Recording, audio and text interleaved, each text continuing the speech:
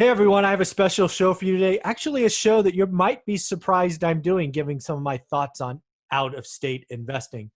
Actually, I have a couple of friends of mine from Fresno who are making a go of it in Indiana. They are nice enough to reach out to me on Saturday. They're actually there. They're doing the homework, legwork, talking to tenants, realtors, and they are in contract to buy some stuff. So let's welcome to the show. How you guys doing? We're doing great. How are you? I'm doing well. Why don't you guys just introduce yourself quickly, just who you are, what you do, all of that, and then we'll get into it. Perfect. Sweet. Yeah, my name's Cade Barrett with the Clayson Group. Been in real estate for about 2 years now. Yeah. And then I've been on the show once before or twice before. And so Scott Farrow, work with the Clayson Group, and been doing it for a few years. So now, Scott, this is your second trip. I don't know, Cade, were you with him last weekend or the weekend before? this is our first trip total. So First trip total. This is a place where I messed up our plane tickets, and so we got to the airport last weekend and we didn't go. So this is the first trip. We made it. But it worked out for our benefit. We hadn't closed on our properties yet at that point, so we closed this week. So this time we got to go meet all of our tenants, and we have 5 more properties in contract. And wow.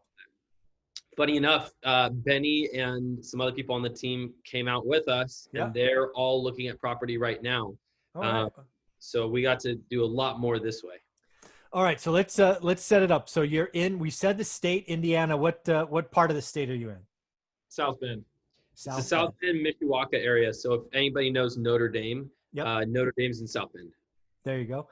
All right. So what attracted you to South Bend, right? Because you locked up the first 4 houses weeks ago, obviously, because now you own them. What attracted you to South Bend? Who do you know there? Was there any history? I mean, just why South Bend? I get nervous when I hear out of state. Yeah. So Jason Pritchard, one of the co-leaders of the Clayson Group, has done some stuff out in South Bend before. Scott and I, we kind of put our heads together and we said, hey, we want to scale something and we want to do something fast. So we sat down, we dedicated coming into the office every morning at 6:30 in the morning. And we sat down and we analyzed a ton of different out-of-state markets. So awesome. we had known Jason had done stuff in South Bend already, but we still wanted to sit down and analyze some other stuff. We looked at Alabama, a couple other states, Texas, Arizona, a whole bunch of different locations. Yeah. All right. And then South Bend kind of bubbled to the top because of price, rent, return, population. What was it? So there's a few things. So South Bend, Indiana was the cheapest. And typically you don't make a decision just because it's cheap. But in this case, it allowed us to get more units more quickly. So being younger, we don't have millions saved and things like that. So having a smaller purchase price meant we could make our private money go further. So that helped. 2, rents are almost the same in Indiana and South Bend as they are in Fresno, we found out. So really? Rent cash flow is pretty easy to achieve. And 3, we already had a team established. So my CPA for the first few years in the business has been a property manager as well. And she works with some big time investors all around the country. And one of the areas she services really well is South Bend. And so she was already there property managing. She's somebody that we like, know, and trust, which, there you go. Property manager is huge in this case. Yeah, boots on the ground. She had a contracting team to help us get repairs done and get that done. And 3, we had a realtor, Jen, who has been lights out for us.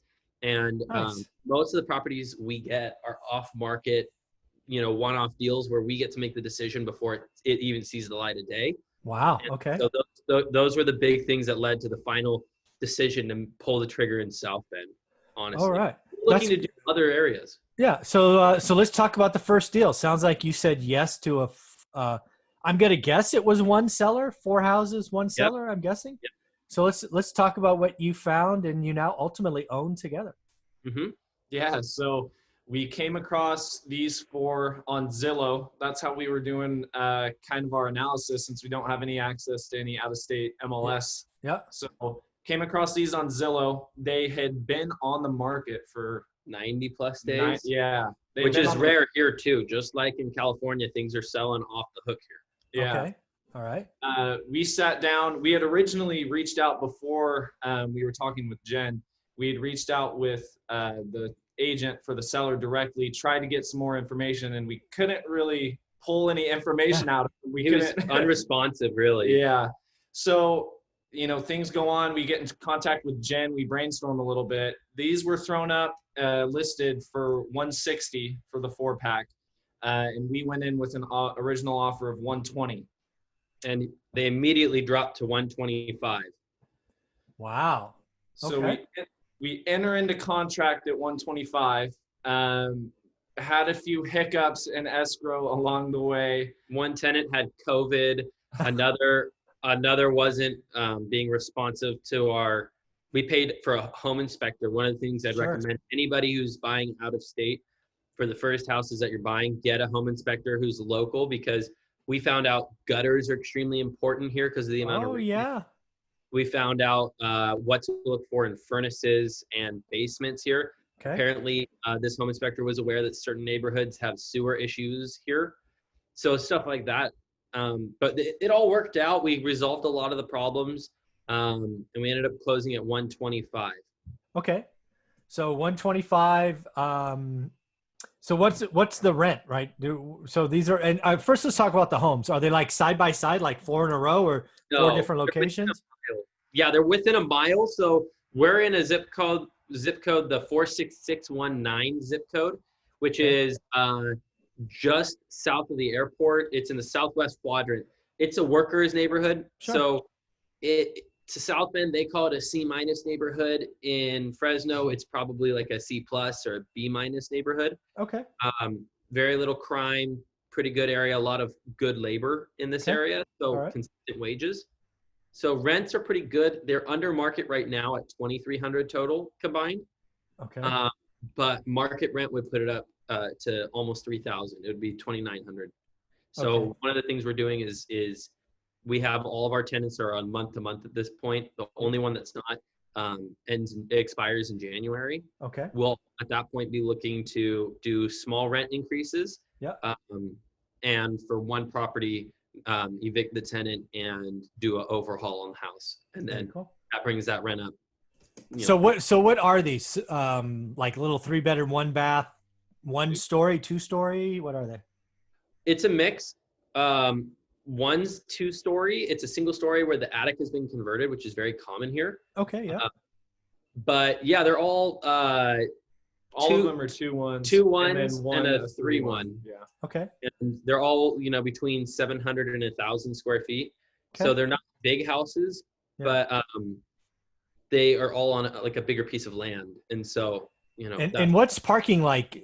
I'm guessing, is it even a carport or nothing? Street? Some have garages. Oh, really? Okay. Yeah, they're not in great shape. They're detached garages. Sure. And then others have no covered parking. Yeah, that's what I would expect. We've been driving around the neighborhood. A lot of people just drive up their cars onto the grass by their houses. Yeah. Very common, very common. Okay, cool. All right. And I'm wondering, you guys are both agents. You've been in the business several years. You see lots of stuff. Obviously, it's Fresno, California bias, so I get it. But why would this owner try to sell 4 at a package when they're not close together versus 1 at a time? It was his last 4. He was getting out of the business. Frustrated landlord, I'm done. And there was high motivation because they were mortgaged. And so with COVID, making strokes, being scared about having to pay if tenants stop paying. Luckily, none of the tenants stopped paying. Okay. All of the tenants paid, and we even met the tenant today that we thought had the worst house. Yeah. And it was in great shape. I mean, he'd really done some good work on it, and he pays. So it's been interesting because I think the old owner just wasn't organized. He didn't know what he had. Right. Okay, so it was his last 4. Did you ever get a feel, and maybe you didn't ask, how big was he before he started liquidating? Because it sounds like he's an older owner, it sounds like. We don't know. Based off of his organization, it couldn't have been a lot. Yeah, so we're thinking 10 or 12, but not 100, yeah. Okay. Yeah, probably in that just barely over double digits. Yeah, that makes sense. Okay. All right. So you find them on Zillow. Again, let's remind everybody what I'm hearing. You guys decided to do this together. You make a commitment to come in together to research markets. You find a market, then you find connections in your network, right? What I call boots on the ground, on the ground that you know and respect. You find a house or a package actually listed. You make what some people would consider a ridiculous offer because you offered 75% of list price, right? 120 versus 160. We considered offering lower too. I love it. 99 grand. Yeah. You agree 125. So you have inspections done. What was the scariest thing the inspector found? Anything? One of the basements didn't have windows in it, so there was like water intrusion, and it had rained right when he went, so the basement was flooding. We found out that really at the end of the day it was just because it had plywood instead of windows. So it made shocking. Yeah. Well, the other bad part about that was that the electrical panel was in the basement and there was no cover on it, so we were like, that could go.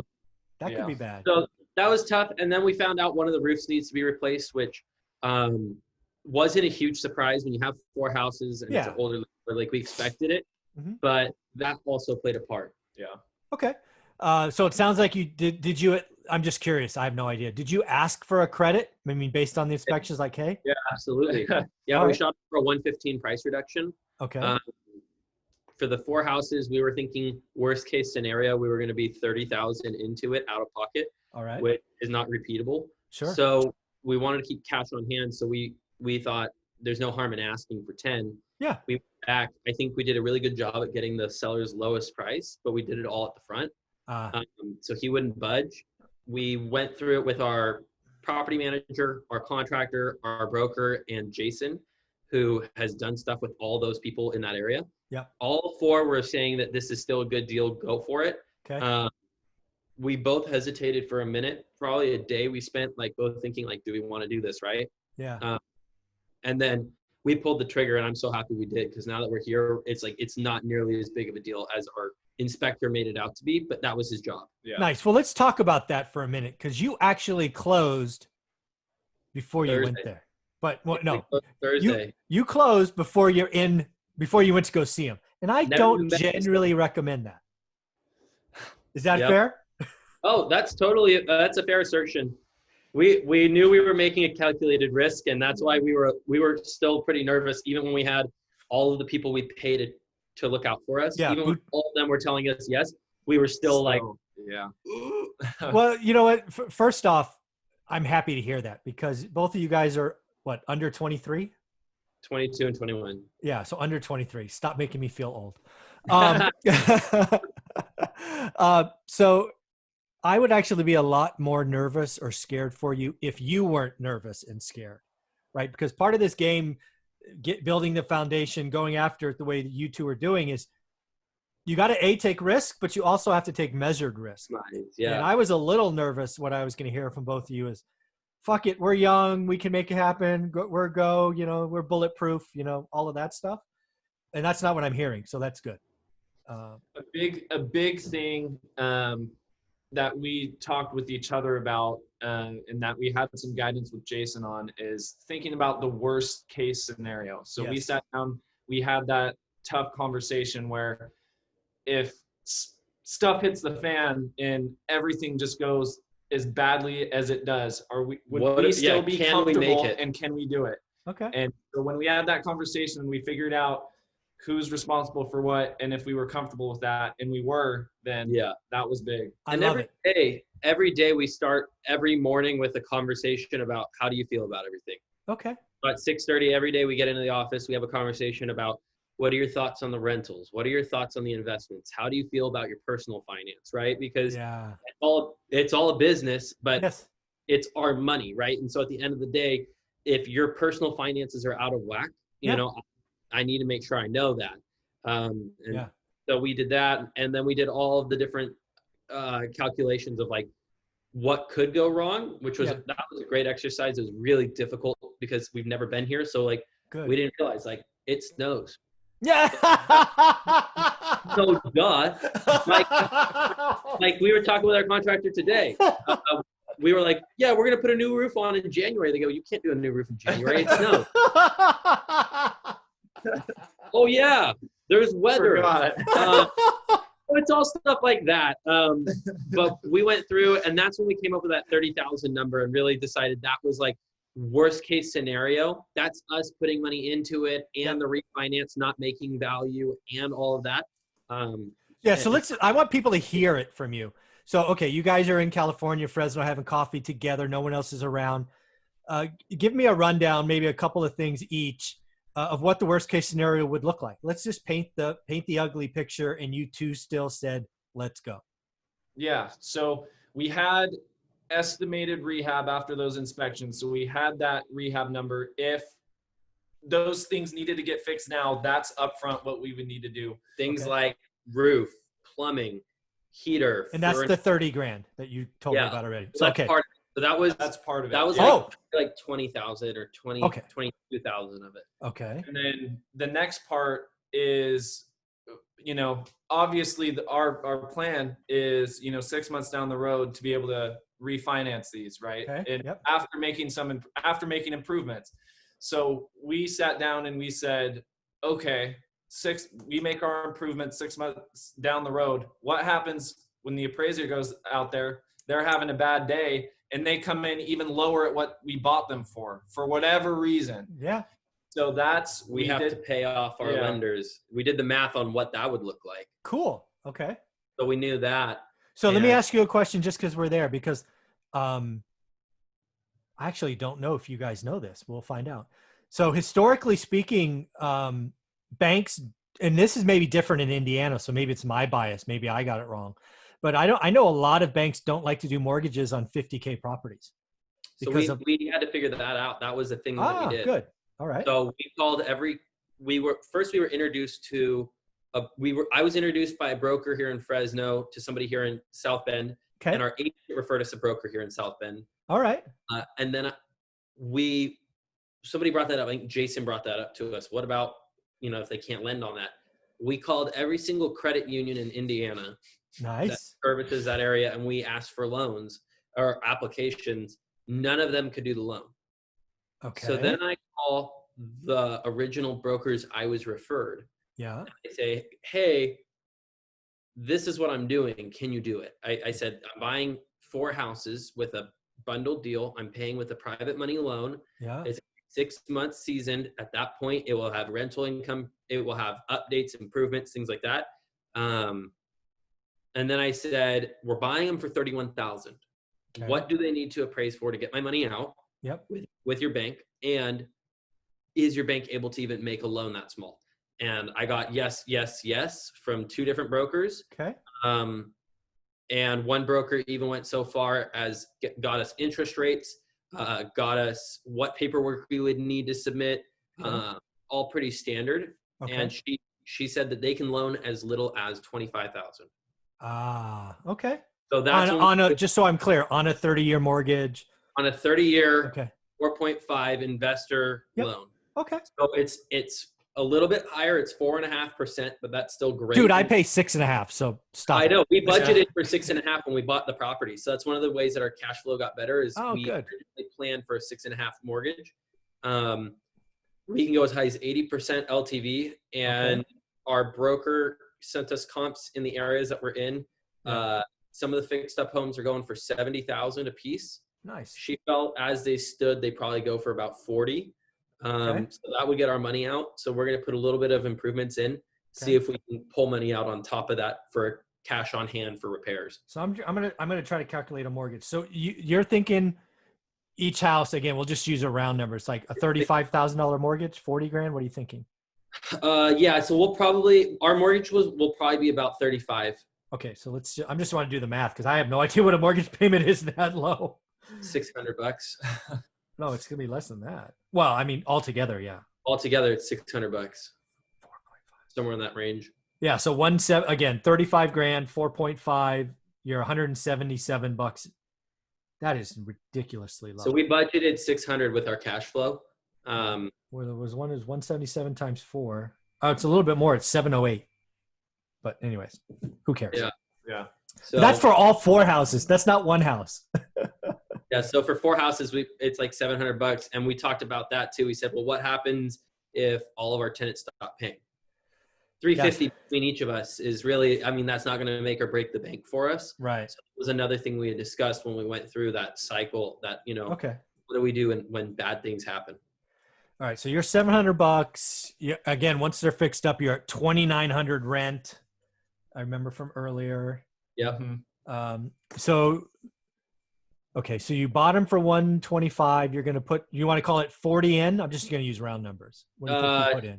Say 20, because we're finding out they're in better shape than we expected. Okay. So 125, you're going to be into so 145. You're going to refi out. What did we say? 35. So 35, 71. So closing costs, all of that. You two may have, call it 10 grand left in the deal, but your private money. That's what we're thinking. That's fair. Yeah. Your private lender's paid off. Yeah. Yep. Very cool. So again, you're into them $2,500 each. Again, just dividing by 4. Yeah. Again, $1,250 each, right? 2,500 total, $1,250 each. Yeah. All right. So now that you've been in South Bend for a whopping 48 hours, 24, not even 24 hours. Yeah. What have you seen? What's South Bend got going for it? Yeah. So we flew in. We were starving, so we just legit drove around the town for probably 25 minutes and just kind of taking a look at the town. Really cool place. We all loved it. That was a great sign when all 6 of us that flew out here all independently liked the city. That was a good sign. 6 of you. Who are the other? Benny's with you. It's us 2. Benny Menjo on our team. Oh, that's right. Bailey's also on our team, and her fiance, and they're active investors too.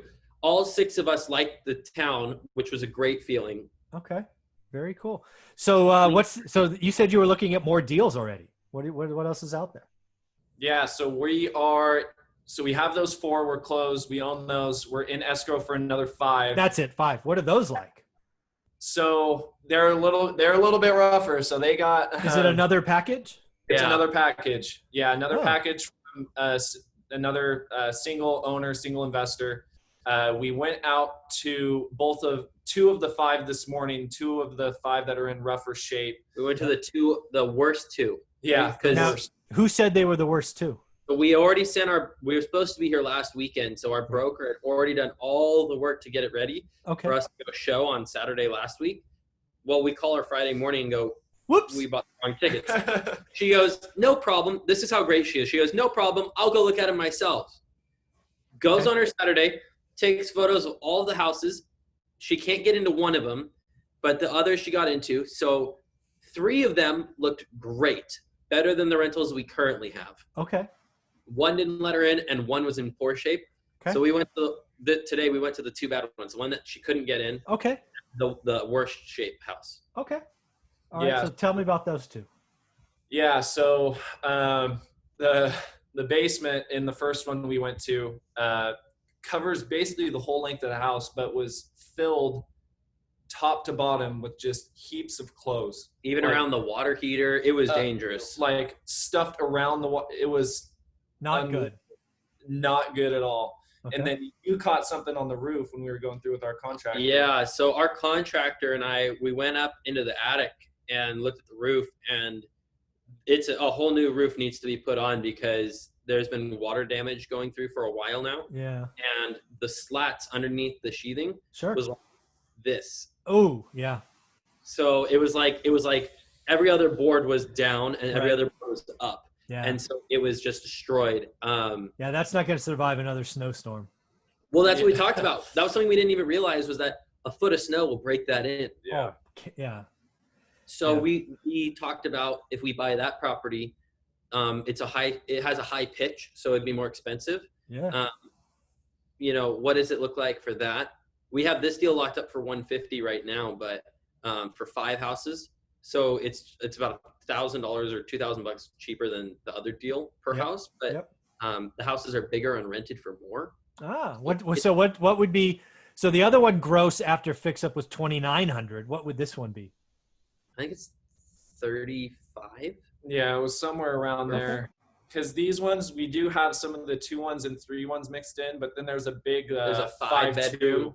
Okay. which is getting almost $1,000 in rent in the 5-2 right now, which is Now, still is that market or is that still below the 5.2? It's still below, Below. but it's in bad shape. So that Okay. house needs a new roof as well, and it needs some work on the inside. Okay. And so we're trying to figure out the cash flow on the 5-pack is pretty great. So Right. We're interested in figuring out how to make it work. But it sounds like you have more capital coming out of your pocket for that one, repair wise. Yeah, it sounds like we would have to spend probably 25 or 30,000 just on 2 houses alone. Right. And the 3 we would leave because the other 3 were in great shape. Okay. All right. Well, the only thing we're thinking about is instead we're just going to borrow more money, lower our cash flow, but have the private lender lend us the funds to get the deal done. Okay. With the 2 roofs and that such. Okay. But we're working that out. One of the things with us coming out here was now we can go back to our lender and say, hey, this is what we saw. This is what's going on. Yeah. And then say, this is what we know or we're going to need to do. We'd like to borrow that money. All right. So for the first deal, did you borrow 100% of purchase and repair or? No repair. No repair. Cool. That's what I would hope, frankly. And then on this next deal, are you looking for the same thing or are you looking for a little more? We might need to do a little more just because as a good landlord and as a good borrower, you want to have cash on hand. Yeah. So we have a lot of money saved, and between the 2 of us, we did the research and we had the cash on hand for the worst case scenario. Right. We want to at least have cash on hand for a bad case scenario. So, we're okay spending some money and putting it into the deal, but if a house, really needs work, we don't want to be stretched too thin. Right. And then obviously the other thing, because you're just in contract, is you could go back and renegotiate, obviously. Exactly. That's what we're going to do. So we're going to go back. We were talking about it. We're not sure what price yet, but we're thinking we'll probably go for a 20,000 reduction, see what we can get. We were already told this is the seller's lowest price. But So let's play with the numbers again. So what was it? 150 for all 5? Yeah. 150. The seller was originally asking 190, 180. Yeah. So it was similar to the first one where we went in 40 or 50 under and immediately basically went into contract. Doesn't that make you nervous? No. The first. Okay. Well, we were told high motivation when we got the packet from the listing agent. Agent said, so this is. Let me tell you how I would treat this one. And again, you didn't ask, so fucking forget I said it if you don't like it.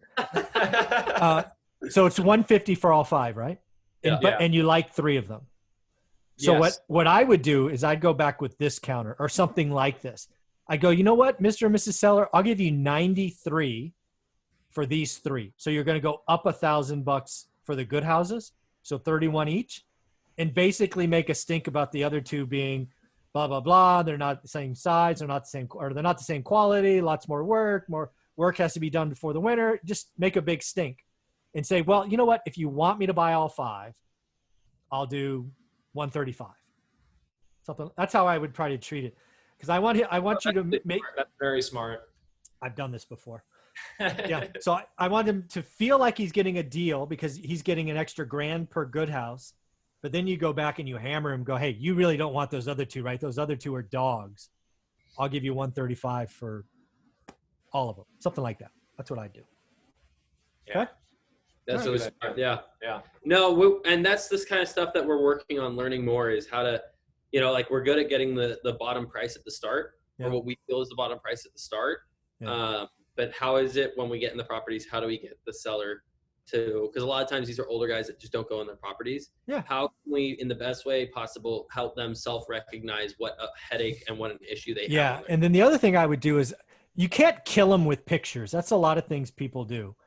I would find the 2 or 3 worst pictures of the 2 ugly houses, like the roof like this. And I would have those with me. I go, dude, this is what we're talking. And oh, by the way, I got a lot more if you care to see them because you probably haven't been in there in a while. Yeah. And I would slide those in with the 135 offer. Right. Because if you give him 50 pictures, he's not going to look at any of them. But if you gave him 2 or 3 and then said you had more, that might be enough for him to look at them. So That's something else I would do. No, that's really smart. We'll definitely be doing that. Okay. So you own 4, you could own another 5, and it's private money. So you could, in theory, close within 10 or 14 days, probably. Whenever we're ready. Mm-hmm. We're in contract to close before the end of the month. But now that we've seen them, if we could get the price dropped, we could close at any point. Okay. All right. Wow. I'm excited for you. I guess the other question I have was, sometimes when people do out-of-state investing, I just have to ask this. Would either of you at some point in, say, the next 5 years consider moving to South Bend? We were just talking about buying an Airbnb. So one of the houses we're looking at tomorrow, we're not under contract for. It's a duplex. We're looking at buying it and making one a long-term rental and one kind of leaving it open for opportunity. So either Airbnb it most of the time, because it'll be by Notre Dame, or leave it empty for us. I don't think I would move here. It's a really nice city, but it's small. Okay. I think it would be too much of a change of pace, but I'm planning on getting out of California in the next 5 years anyways, or 10 years. So, I definitely wouldn't be opposed to looking at Indiana. Right. Cool. Right. Yeah. How about you, Cade? Yeah, I'd say the same. It's definitely, our team's been talking about this a lot. We're very high paced in California. This is a totally different kind of small town, low key vibe in South. I think it's really good for us so far for investing. I don't think necessarily I'd move here and I just had to ask. You never know. It'd be cool to be nearby. How many days a year? I mean, let's just assume you have 9 houses by the end of September. Let's just assume. Yeah. So end of September. So that's October, November, December. How many days do one of you, not both of you together, because I'm imagining you'll travel separately, but sometimes. How many days at the end, the Q4, are you going to spend in South Bend? 0, 10, 50? No, probably we're thinking coming by a weekend a quarter. Oh, so you're talking 2 or 3 days only. A quarter. So very trusting, very reliant. So the people that we have on our team, not only are they not strangers, we've seen their work already. Okay. So they work with people that we know here or in Fresno, and we've seen what they've done with their properties. Okay. So what we're looking at doing is more of just a checkup, right? So checking on the building. Yeah, dude, I got to tell you, I mean, you've got, what are we going to say? 300-400 grand tied up in South Bend potentially this month. Now you don't need to go together, right? This first time makes total sense doing it together. I seriously recommend you doubling or tripling the amount of days you spend in South Bend in the next 6 months. What are your thoughts on that? What I'm not asking because I'm questioning it. Yeah, no, I've never been a landlord out of state like this. You have a lot of stuff to learn. Just like you said, it snows there. There are lots of things that your teams are going to just assume that and there's no better time to learn than your first set of houses. Absolutely. And even if you're going there and just walking through, like you walk through projects in Fresno all the time. I've seen you both do it, but it's different when it's yours. It's just fucking different. And then it really makes me nervous that you're only going to spend 2 or 3 days there on your first set of properties, a quarter, 2 or 3 days. Now, if you're Jason and you own 70 units and you've done 15 deals there, fine. That's totally fine. But you got to remember, you guys are 20, 22 and 21. This is your start. The lessons you learn now, you're going to carry for 60 years. So double or triple the amount of nights you spend. And now I would go separately so that you can still do your day job, right? Because weekends are hard for real estate agents. But you should double. And again, you're a team. So, one goes one goes in October, one goes in November, and, maybe both go in December. I don't know. Yeah. You can't, bad idea. What do you, out of curiosity, so like when you're going through your rentals, are you giving them notice each month and going through each rental each month? Or are you now properties nowadays? No. What would you recommend for us? So again, this is what I would do, right? Again, it's all about the next 90 days, maybe the next 6 months, right? Like if it's all snowed in December, who cares? I hate cold. But I would, like if I were going to go out there next weekend, and let's assume you own 9 properties, Yeah. I would go pick 2. I would make sure every time we go out there, we see 2. You don't have to see all 9 because then it just pisses off your tenants. Right? Yeah. Right. So I would go see 2. I would go see another 10 doors. I would try to meet 2 new contractors, and I would absolutely try to tie it to a local meetup. Right. So we have a meetup here. We barely missed it. We came in on a Friday night. There was this Thursday night. Well, there you go. So plan around shit like that, right? Make it, and it's all tax deductible, as you both know. So, yeah, we do know that. I would definitely do that, and that's good to know. And then by March, then you could do it once a quarter after that, because you're gonna learn stuff in the next 6 months you have no idea about that Jason has learned and he's already forgotten, right? Yeah, you forget you know. Yeah, you forget you know that, right? So it's just different. And then you got to learn about evictions there because it'll happen, I guarantee you. That's different than California. Yeah. Right. Contractors are different. Handyman is different. Painting is different because you got to paint's different because it freaking snows there. California gets to be 110 degrees where you guys are. Right? It's just all different stuff that you won't even know that you don't know until it happens. Yeah. Yeah. No, that's a good tip. Well, we're definitely going to be taking this as an education route. We have some pretty ambitious goals on acquisition side. So, and the other thing, don't stop your 6:30 meetings, at least for a while. Something I would challenge both of you to do. So that's going to be persisting for the foreseeable future for years. Good. The idea is that it allowed us to open up time in our day to talk and figure out information without eating into our day jobs. Of course. We just back on an hour and a half before our day, and now we wrap up at 5, and you have I love that. 8 hours of work already done. Yeah, I love that. The other thing I want to challenge you to do, and I have this in my 75-day hard challenge, is how many new people are you meeting in South Bend a week? And now meaning phone, email, whatever. We haven't done much. We've met a few investors here. We just started reaching out on that meetup page on Facebook. Yeah. So tonight we're getting dinner with our team, our contractors, because we want to solidify that relationship now that we've met in person. But there were a lot of people that had hit our team up about, hey, like next time you're in town, let us know in advance. We'd love to grab dinner and stuff like that. So probably linking up with a lot of people that way, but we haven't done much yet. Yeah, I would take a personal challenge, and if you want to break it down weekly, I think you should aim to meet 5. And again, meet is loose meet, right?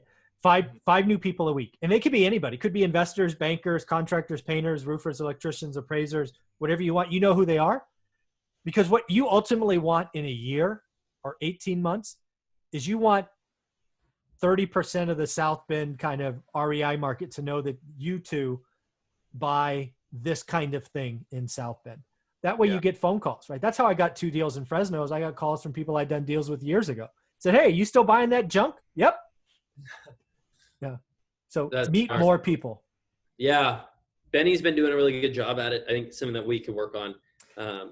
Yeah. Again, it's not how many people you know. It's how many people know you. And more importantly, how many people know you and what Cade and Scott are looking for. Every chance you get. Hi, I'm Scott. I am a South Bend investor. I look for 2 or 3 bedroom houses between this street and this street, or that street and that street, or this zip code, or repeat it over and over and over and over again. For sure. No, I mean, this was super helpful. I mean, this last 10 minutes, I think you. Good. Well, I have to provide some value. Yeah, no, you opened our eyes a little bit. Because we felt we were talking today. We feel so good about this investment now that we've seen them in person. You always have that fear you're going to get there and have buyer's remorse. Yeah. But we feel really like we ran our numbers super conservatively and it worked out. But it's good to know like the maintenance side. Okay, now what are your next steps? Because that's going to be a whole learning process, right? Yeah, and the other thing I would tell everybody, like your dinner tonight, make sure they hear you when you say, bad news doesn't get better with time. i.e. call me as soon as possible with anything bad. You're not going to be upset. Right? Yeah. Some people don't like delivering bad news. Right? Yeah. I'd much rather hear about bad news immediately than 3 days later, because bad news never gets better. My contractor just told me that this morning. She was talking to me and she goes, by the way, make sure you stress to your renters, if there's a leak, call me immediately. Exactly. I guess she just had one where somebody's sink broke in the line, ran down the wall, down into the floor, down into the basement, and it was a $7,000 remodel that could have been Yeah. a $200 fix on a pipe. Wow. And Yeah. So you're not going to self-manage these, are you? No. God. We have our property manager, and she's got boots on the ground here full time working, and got a system for collecting rent that's proven to be super helpful. Okay. And she's charging us 10% and no startup costs, no filler costs. And so awesome. Placing a tenant is free for right now. Very, very cool. Well, thank you guys for giving me your time on Saturday. I look forward to doing another of these with both of you maybe in a month or so. And of course, you have lots of people that will help you. But if you ever need anything from me, I'm just a phone call away. Thank you so thank much. you. And we look forward to having you on our podcast in a few weeks here. I look forward to it. All right, guys, take care of yourself. Travel safe. Have a good Saturday. Thanks. Thanks, Michael. Bye.